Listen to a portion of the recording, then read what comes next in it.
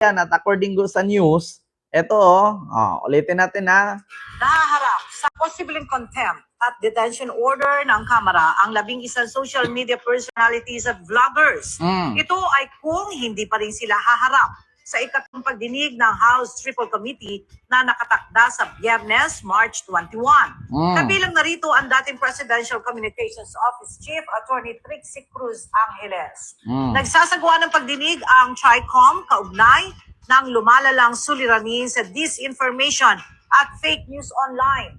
Sa kabila ng paulit-ulit na imbitasyon, tumatangging dumalo ang 11 social media personalities kaya naglabas na ng subpoena ang 3 House panels laban sa mga ito. Una na patunayan nyo sa akin kung kailan ako fake news. Bakit? Kailan ba naging fake news ang sinabi ko na hulihin si Digong sa ICC?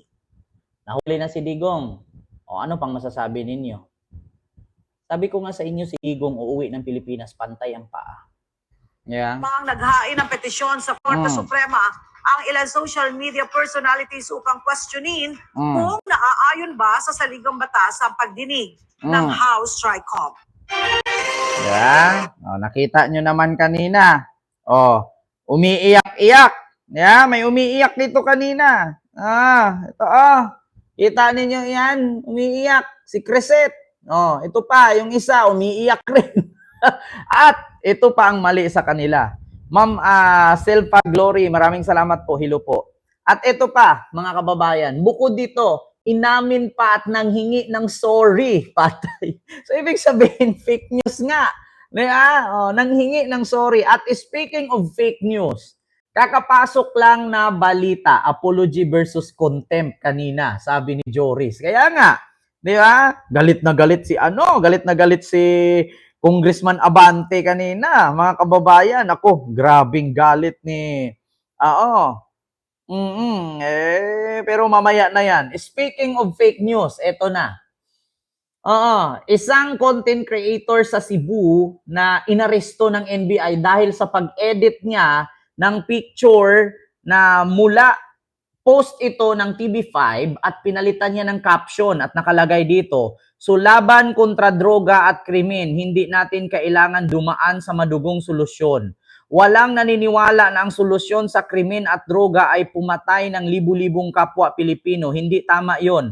Ang tamang paraan para tiyakin ang kapayapaan at kaayusan ay sa pamamagitan ng maayos na batas. Gumawa tayo ng batas na gawing legal ang droga sa ating bansa."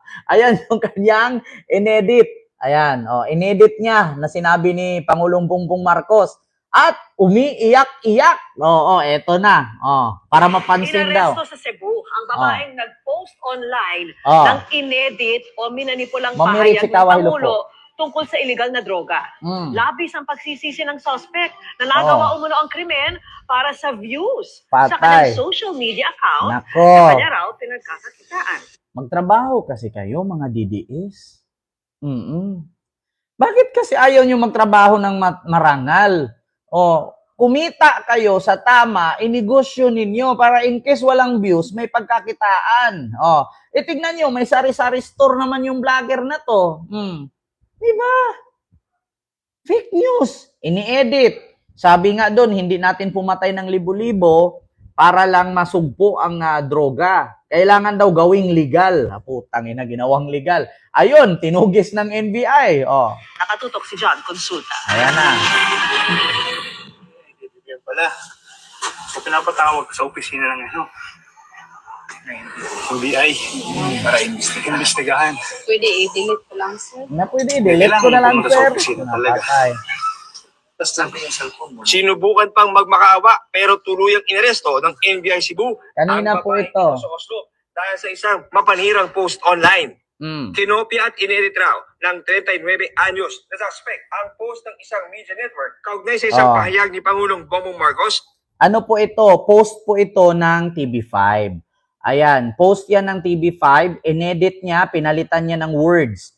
No, 'di ba yung gilid ng picture ni BBM may nakalagay diyan kung ano yung sinabi ni Pangulong Bongbong Marcos.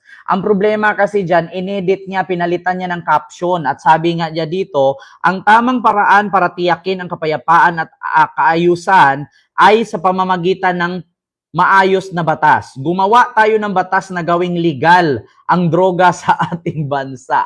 Ayan, oo. Ayun, natiklo. Kaya fake news, mga DDS.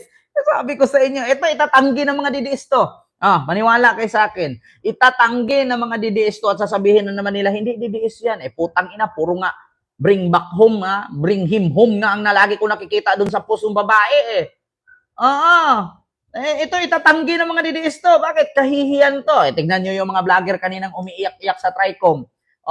Itatanggi nila yan na hindi yan DDS. Bakit? Napahiya Ganyan ang mga DDS, uso yan ngayon. Si Harry Roque nga, tinanggihan ni Salpanilo. Hindi daw kilala ni Salpanilo gawa mo yan para sumikat ka, sabi ni Sherwin Perdido. Diyos ko, Sherwin.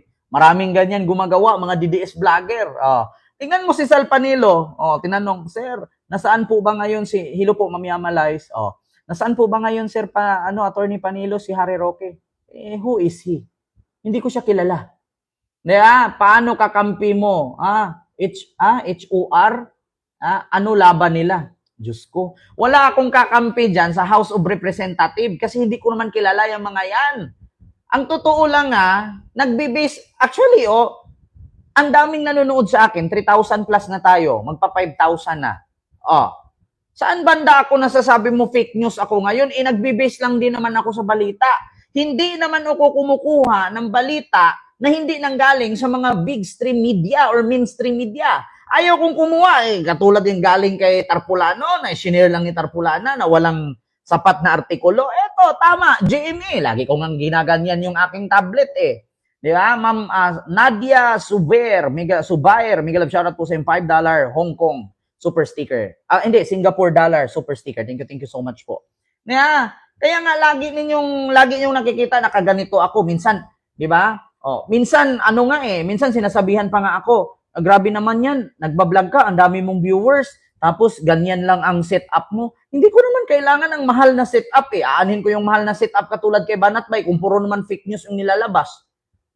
Hindi ko kailangan ng mga mahal na setup, na pagandahan ng computer, pagandahan ng microphone. Ako dito lapi lang, naka-connect lang sa puwet ng cellphone. Cellphone na lang gamit ko, hindi nga computer Aanin ko yung mga mamahaling computer, mamahaling setup, kung fake news din naman ang kanilang binabalita, di ba? Mas mabuti ganito, klarong-klaro at rinig na rinig. Network, kaugnay sa isang pahayag ni Pangulong Bongbong Marcos para baguhin ang mensahe nito ukol sa illegal na droga. Ito yung post in question. Legal na daw ang droga bago angry face na emoji. Grabe naman ka, Marcos.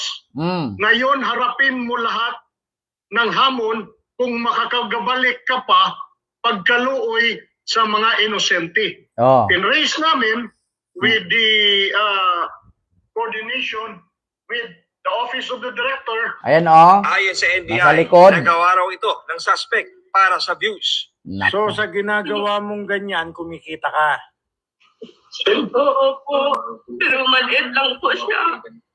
One centavos dollar lang po. Minsan wala ang Maliit lang daw kinikita niya, $1, 1 centavos dollar lang. Tignan mo, 1 centavos dollar kinikita mo, kapalit kulong. Ako, sa totoo lang mga kababayan, aminin ko sa inyo, pwede naman ako mag-set up ng mga magagandang computer. Pwede naman natin gayahin yung mga vlogger dyan na naka-computer habang nagla-live, sineset up, naka-play dyan sa screen. Pwede kong gayahin yun. Ngayon, ang tanong, bakit kailangan ko pang magpaganda ng setup dyan? Kung dito pa lang sa pagsabi ko, klarong-klaro naman. Diba? Hindi nyo ba naintindihan? Intindihan naman to ito pa, continue. So depende sa dami ng viewer mo, ang natatanggap mo na bayad. Ganun ba? po. Pero tinignan ko yun. Wala siyang dollar po kahit isang centavos. Tinignan daw niya. Wala daw dollar kahit centavos. Okay nang ina, pumapalakpak-palakpak kayo habang nagpo-post kayo, inaabangan nyo pa. Tignan nyo yung post ko. Katulad sa akin, di ba? Nagpo-post ako dito sa YouTube. Nagpo-post ako sa TikTok. Siyempre, tinitignan ko yan. Natutuwa ako pag umaabot ng 100,000 yung views ko. Natutuwa ako pag umaabot yan ng 1 million yung views ko. Bakit? maraming nakakapanood. Pero hindi porket natutuwa ako sa ka-fake newsan. Kasi lahat po ng piniplay ko dito, puro po yan may pinagkukuhaan ng source. Sa madaling salita, may resibo yan. Nakita nyo ba kada yaw-yaw natin dito, mayroon tayong hinahawakan, either itong cellphone or either itong tablet. Kasi hindi naman tayo dito magpo-content nang wala tayong topic. Hindi tayo katulad kay Maharlika na, oy, mga palangga, shootang inames, mga palangga. Walang pinapakita. Nakayaw-yaw lang.